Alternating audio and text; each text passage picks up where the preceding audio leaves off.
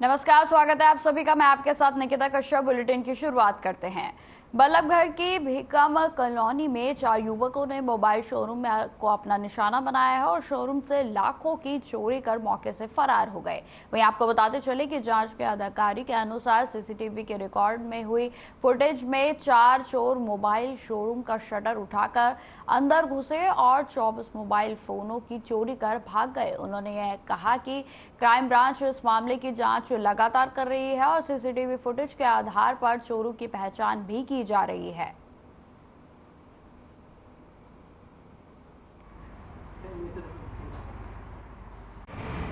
ये एक तौफीक अहमद है, सन्नौर शरीफ हबीब खान, उसकी तिगाव रोड पे मोबाइल की दुकान थी। आज सुबह 2:40 बजे उसकी दुकान से 24 मोबाइल चोरी हुए। ये शिकायत मिली हमारे को।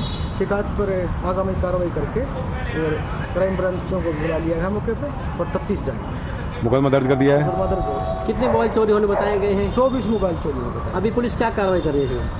अभी हमने वहाँ जाके उसको सीसीटीवी कैमरे 4 जो है सीसीटीवी कैमरे से पहचान तो नहीं हुई है, पहचानने की कोशिश कर रहे हैं।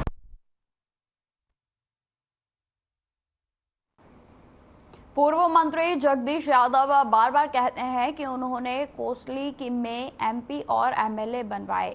अगर उनका यह कथन सही होता तो जीत के आंकड़े कुछ और ही होते। वास्तविकता में ये तो वह है कि आपको बताते चले कि 2019 में जगदीश यादव ने कार्यकर्ताओं ने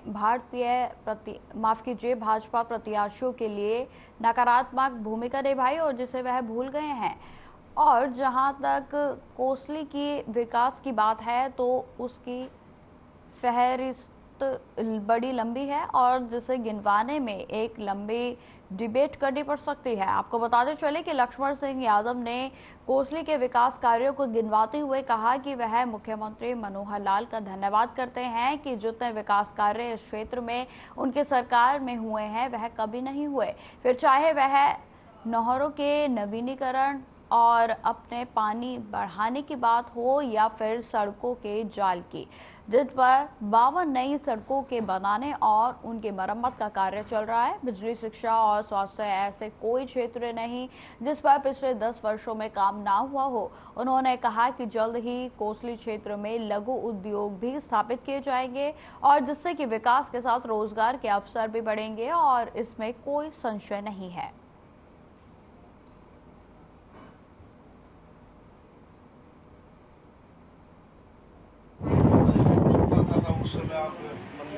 देखिए, वो तो जाने वाला उस पार्टी की बुराई करता है जिसको छोड़ता है, तो स्वाभाविक है, तो ऐसी कोई बात नहीं है।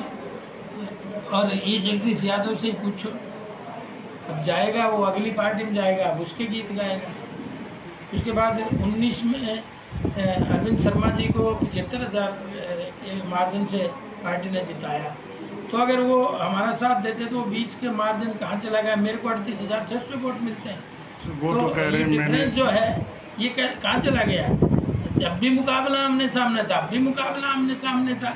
अगर मदद करता तो दिखते आंकड़ों की बात है। कौन सा कैसे मिलेगा? नरेंद्र मोदी फोन पे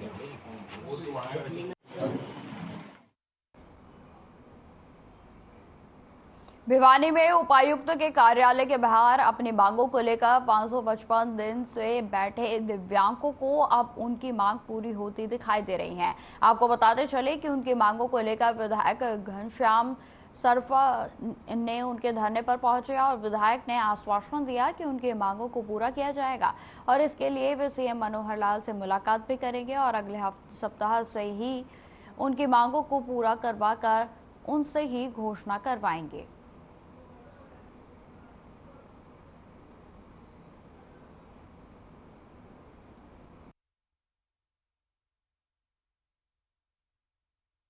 मैं संजय अग्रवाल एडवोकेट अध्यक्ष प्रतिनिधि दिव्यांग समाज हरियाणा।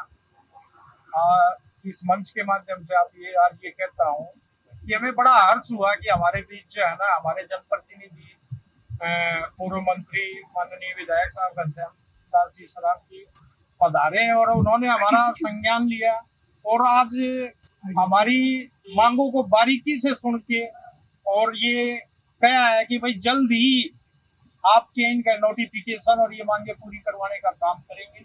हम पूरे दिव्यांग समाज की तरफ से माननीय पूर्व मंत्री जी श्यामदास विधायक जी जो हमारे हल्के के विधायक हैं, इनका तहे दिल से हम शुक्रिया अदा करते हैं कि मेरे हिसाब से तो 99% इनको संतुष्ट हो जाना चाहिए, क्योंकि मैं कभी कोई दूसरी बात बोलने का आदमी नहीं। मैं इनका काम के लिए माननीय मुख्यमंत्री को लिखूंगा और विभाग के जो भी अधिकारी होंगे उनको लिखूंगा। ये सब बातें जो रही है उनको पूरा करवाने का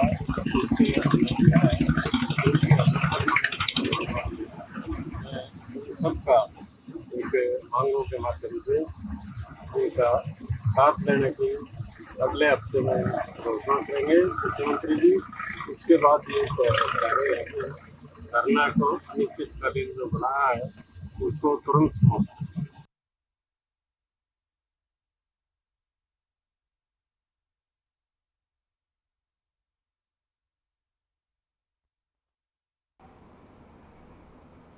फरीदाबाद में पिटाई में गंभीर रूप से घायल हुए 11वीं के छात्र की इलाज के दौरान मौत हो गई है और जिससे गुस्साए परिजनों ने अस्पताल में जमकर हंगामा किया। वहीं आपको बताते चले कि लगातार जो है इस तरीके के मामले सामने आते रहते हैं। वहीं आपको बता दें कि परिवार आरोपी युवक की गिरफ्तारी की मांग कर रहा है और जिस पर पुलिस ने जल्द बाकी आरोपियों की गिरफ्तारी का आश्वासन देकर जाम खुलवाया। दरअसल जवाहर कॉलोनी के रहने वाले दक्ष को 28 तारीख की शाम को कुछ लोगों ने बुरे तरीके से लाठी डंडों से पीटकर घायल कर दिया था और गंभीर हालत में दक्ष को एक निजी अस्पताल में भर्ती कराया गया था। वहीं आपको बताते चले कि जहां उसका इलाज चल रहा था और इलाज के दौरान ही उसकी मौत हो गई। परिवार ने इस मामले में कई नामजद समेत 13 लोगों के खिलाफ FIR दर्ज कराई थी। परिजनों का आरोप है कि पुलिस ने इस मामले में कुछ लोगों को तो गिरफ्तार कर लिया है, लेकिन बाकी लोगों की गिरफ्तारी नहीं की गई है।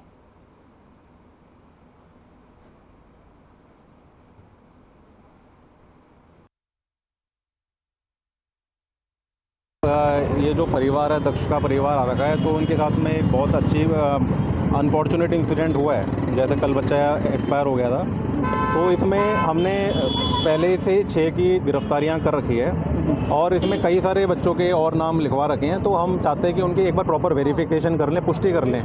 एक बार अननेसेसरी प्रेशर में बाउंड होकर कहीं गलत बच्चों की गिरफ्तारियां हो जाए तो उसमें कहीं ना कहीं भविष्य और बहुत सारी चीज़ जुड़ी होती हैं। तो वही हम इन यहाँ पे जो भी परिजन आए, इनके जो भी सोसाइटी के लोग आए, उनको यही समझा रहे हैं कि जल्दबाजी में अननेसेसरी प्रेशर में आके गलत बच्चे ना अरेस्ट हो।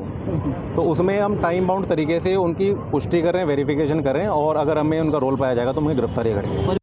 उसको लेके परिजनों ने FIR लिखवाई थी और पुलिस की जांच से कुछ परिजन या साथ के लोग संतुष्ट नहीं है, तो उसको लेके एक 7 आदमियों की कमेटी बना दी है और ये डिमांड की गई है कि पोस्टमार्टम हमारा ज्यूरी से हो और CIA में केस हो। तो जो भी बातचीत है वो कमेटी करेगी, जो हमारे कॉलोनी के मौजूद आदमी हैं। ये साहब क्या आश्वासन दिया है पुलिस ने अभी? नहीं, पुलिस ने आश्वासन यही दिया है कि हम बिल्कुल जायज़ करेंगे, नाजायज़ बिल्कुल नहीं होने देंगे।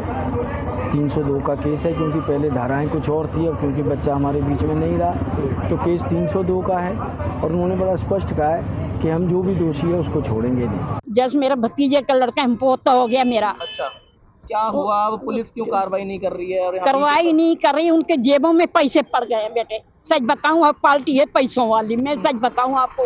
इसलिए हमारे भाई बेचारा परेशान हो रहे हैं। 9 दिन 10 दिन हो गए अस्पताल में पड़े हुए थे, भूखे प्यासे। चौक जाम करा, हाईवे चौक को जाम कर रहे हैं। हाँ, तो क्या करें, वो भी तो दुखी है ना।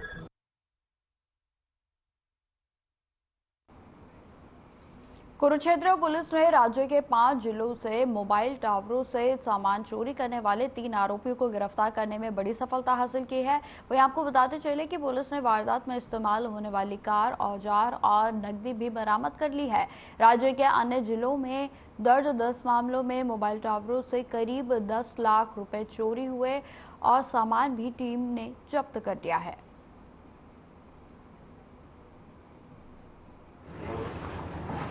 कांस्टेबल सतबीर जो हैं, इनको सूचना प्राप्त हुई थी। सूचना पर इन्होंने नाकाबंदी करके इनको काबू किया।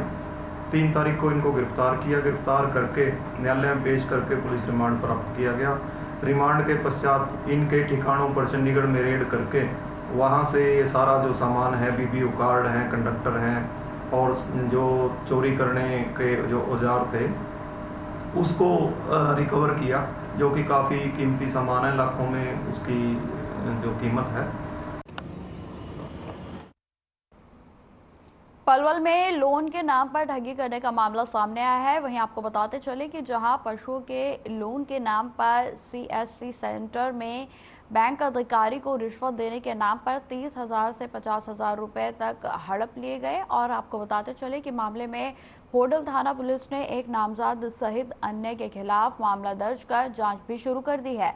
वहीं आपको बता दें कि ADGP CID के मुफाद पुलिस को जो है इसकी शिकायत मिली थी। तो आपको बताते चले कि CID के मार्फत पुलिस को इसकी शिकायत मिली थी।